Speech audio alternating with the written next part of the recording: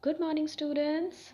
I hope you all are good, spending time with your families, and enjoying your studies from home. So, as you all know, that we have already completed the first chapter along with the poem The Ant and the Cricket from your book The Honeydew. So, today we are going to start with our second chapter, which is the tsunami. So, students, you all might be knowing this.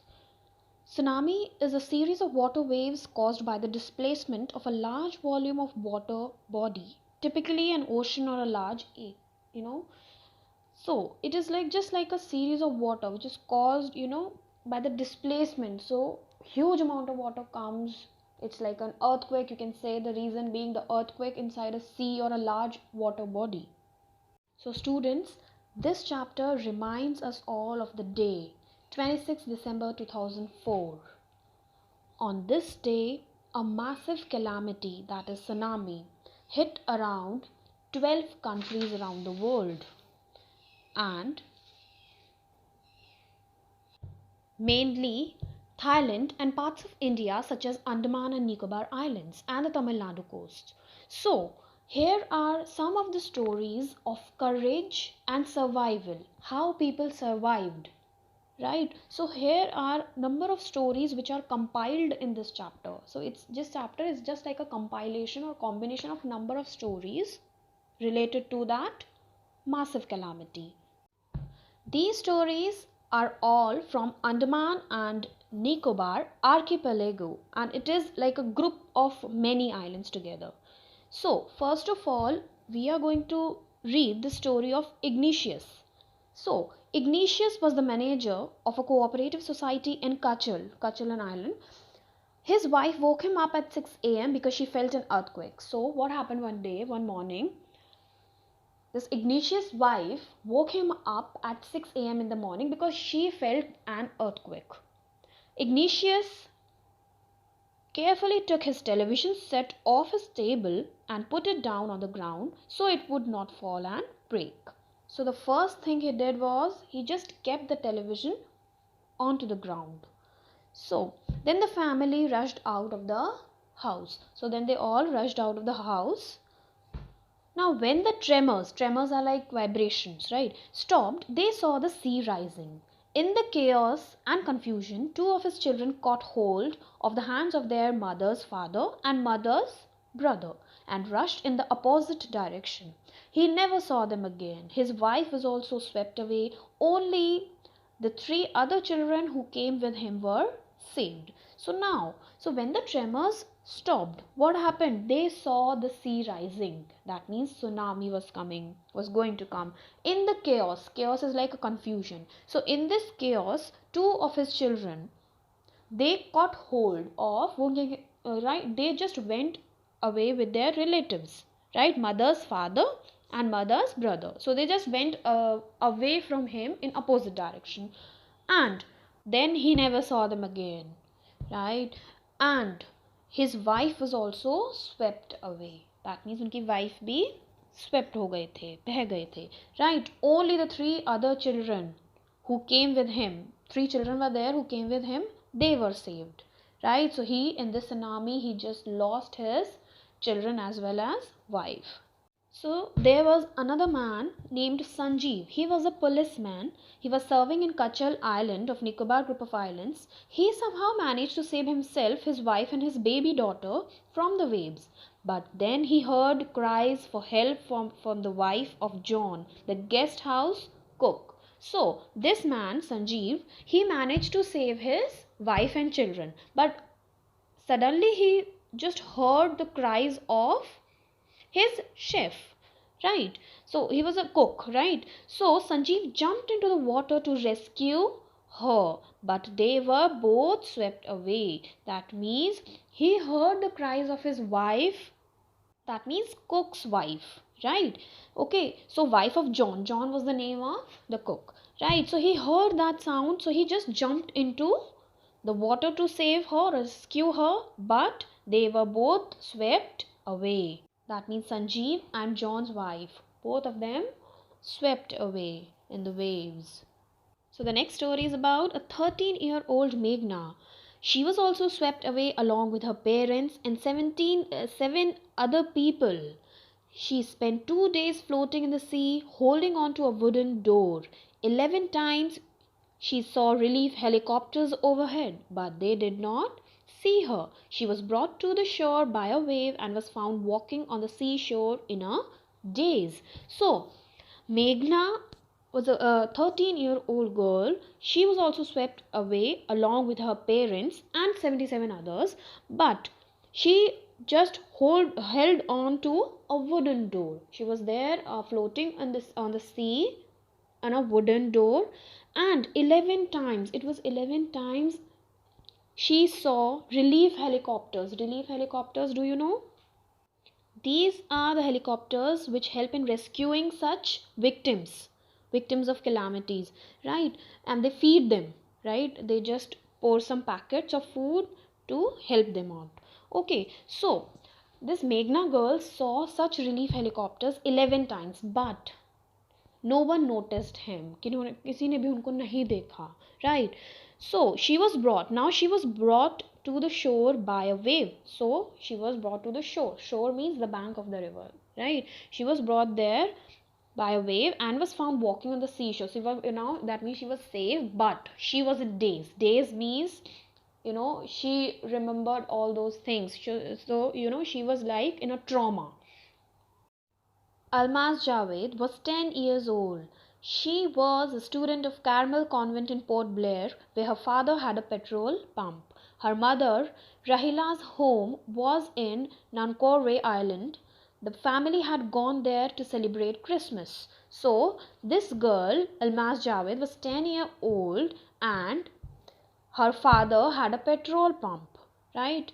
And the family had gone there to celebrate Christmas. Now, when the tremors came early in the morning, the family was sleeping. Alma's father saw the seawater recede. He understood that water would come rushing back with a great force. He woke everyone up and tried to rush them to a safer place. So since it was early in the morning, so the family was sleeping, and Alma's father just saw the seawater receding, right? Moving back from where it was. And what happened next? He just woke up his family and rushed out of their place to a safer place. Okay. Now, as they ran, her grandfather was hit on the head by something and he fell down. Her father rushed to help him. Then came the first giant wave that swept both of them away. So when they were running, grandfather was hit by something on the head. उनको कुछ लग गया था head पे, and he just fell down. And her father just stopped to help him, his grandfather. But then came the first giant wave. Giant means a huge one, huge wave, and they both were swept away. Amsa's mother and aunt stood clinging to the leaves of a coconut tree. So they too were clinging. Clinging means hanging. Where? So they were hanging to the leaves of a coconut tree and they were calling out to her. A wave uprooted the tree and they too were washed away. So a strong wave came and it uprooted the tree. Uprooted means just pulled it out. Okay, and they too were swept away. Almas saw a log of wood floating. So this girl, she saw a log of wood floating. She climbed onto it and then she fainted. So she climbed onto that log of wood, a piece of wood, and then she just fainted. Fainted means she just became unconscious. When she woke up, she was in a hospital in Kamota. From there, she was brought to Port Blair. The little girl does not want to talk about the incident with anyone. She is still traumatized. So, when she woke up, she was in the hospital, and the little girl, she was in trauma. Trauma is like in depression, because you cannot just forget those things जो आपके साथ हुए हैं. So again, she was still in that trauma and she didn't want to discuss anything about that incident to anyone, right? So she was okay, but she was still traumatized. She was shocked, she was just shocked and distressed. Now, here next is the story from Thailand. The Smith family from southeast England were celebrating Christmas at a beach resort. It's a place where you go on a holiday or something, right? In southern Thailand. Tilly Smith was a 10-year-old schoolgirl. Her sister was 7 years old, and their parents were Penny and Colin Smith. It was 26, again the same date, it was 26th of December 2004. In this part we'll see that how this girl, she was able to save many lives when the tsunami struck Phuket beach in Thailand. Though she has won number of awards, her parents have not allowed their daughter to be interviewed and made into a heroine. But why? Do you think they took that decision? Let us see and continue with our story.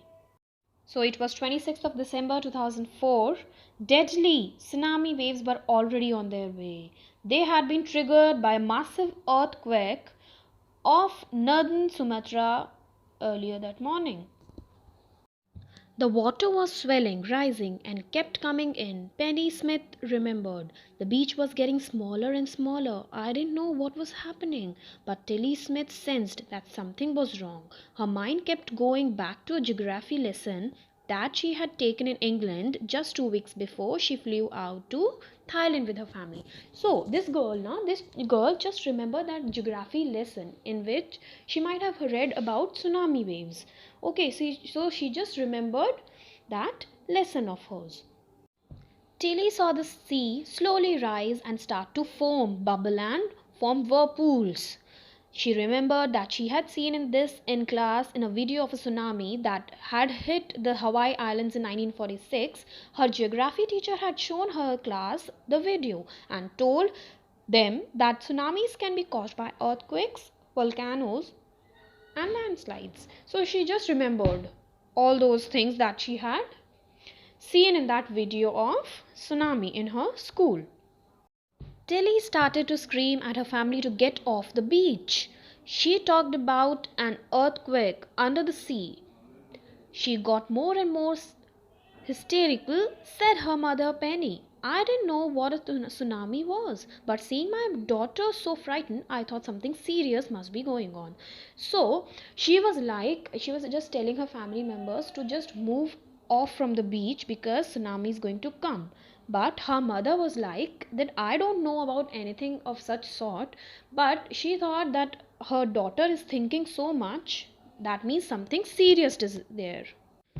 Tilly's parents took her and her sister away from the beach to the swimming pool at the hotel. A number of other tourists also left the beach with them. Then it was as if the entire sea had come out after them. I was screaming, "Run!" The family took refuge in the third floor of the hotel. The building withstood the surge of 3 tsunami waves. So number of people who were there on the beach, they also ran after Tilly's family. So they were also saved by Tilly. So they just went to the swimming pool at their hotel and they just took refuge. Refuge means escape. उन्होंने कहाँ लिया? Where were they? They were in the third floor of the hotel, and the building withstood means just faced this surge is like so giant waves of these 3 tsunami waves, and if they had stayed on the beach they would not have been alive. So if they were on the beach, they would not have been alive. The Smiths later met other tourists who had lost entire families.